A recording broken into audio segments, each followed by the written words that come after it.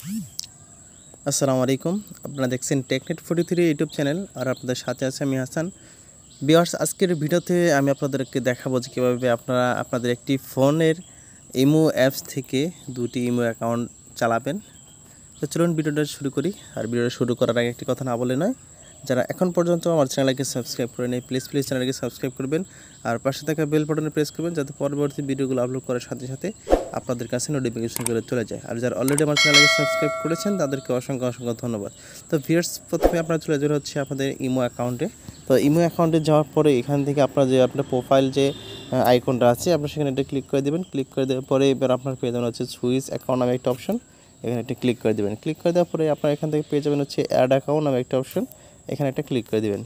Click করে দেওয়ার পরে এবার আপনার হচ্ছে যে নাম্বার ইমোটা খুলতে চাচ্ছেন সেই নাম্বারটা এখানে তুলে দেবেন। তো ভিউয়ার্স, আমি কিন্তু অলরেডি একটা ইমো অ্যাকাউন্ট চালাচ্ছি, আমি আরেকটা ইমো অ্যাকাউন্ট চালাবো, সেজন্য এখানে আমি নতুন একটা নাম্বার তুলে দিচ্ছি। তুলে দেওয়ার পরে এবার আপনাদের এখানে একটা যে টিক মার্ক অপশন দেখতে পাচ্ছেন, এখানে একটা ক্লিক করে দেবেন। তারপর এখান থেকে ওকে বাটনে ক্লিক করে দেবেন, যে ওকে দেখতে পাচ্ছেন এখানে একটা ক্লিক করে দেবেন। ক্লিক করে দেওয়ার পরে আপনারা এখানে পেয়ে যাচ্ছে। তো তারপরে এখান থেকে আপনাকে আপনার যে অ্যাকাউন্টটার নাম সেই নামটা দিতে বলবে। এখানে আপনি আপনার অ্যাকাউন্টের নাম দিয়ে দিবেন। দেওয়ার পরে উপরে দেখতে পাচ্ছেন একটা টিক মার্ক দেখতে পাচ্ছেন, এখানে একটা ক্লিক করে দেবেন।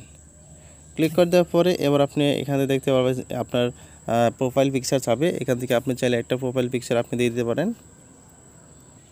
তো দেওয়ার জন্য এখানে ক্লিক করে দেবেন। তারপরে চুজ ফ্রম অ্যালবাম নামে একটা অপশন আছে, এখানে ক্লিক করে দেবেন। ক্লিক করে দেওয়ার আপনার পছন্দ মতো যে আপনার ছবিটা আছে সেটা আপনি দিয়ে দেবেন। দিয়ে দেওয়ার পরে এখান থেকে আপনারা আবার টিক মার্ক পেয়ে যাবেন, এখানে একটা ক্লিক করে দেবেন। ক্লিক করে দেওয়ার পরে এবার আপনি দেখতে আপনার অ্যাকাউন্টটা সেভ হয়ে যাবে। তো তারপরে এখান থেকে আবার একটা আপনি এখানে ক্লিক করে দেবেন।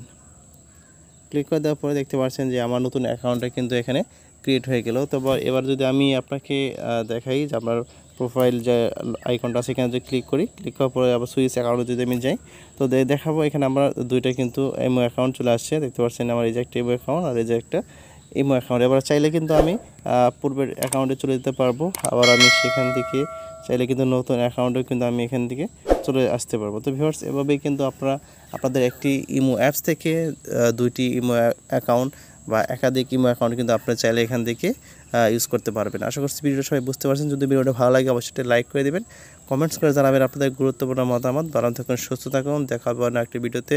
আজকের মতো এখান থেকে বিদায় নিচ্ছি। আল্লাহ হাফেজ।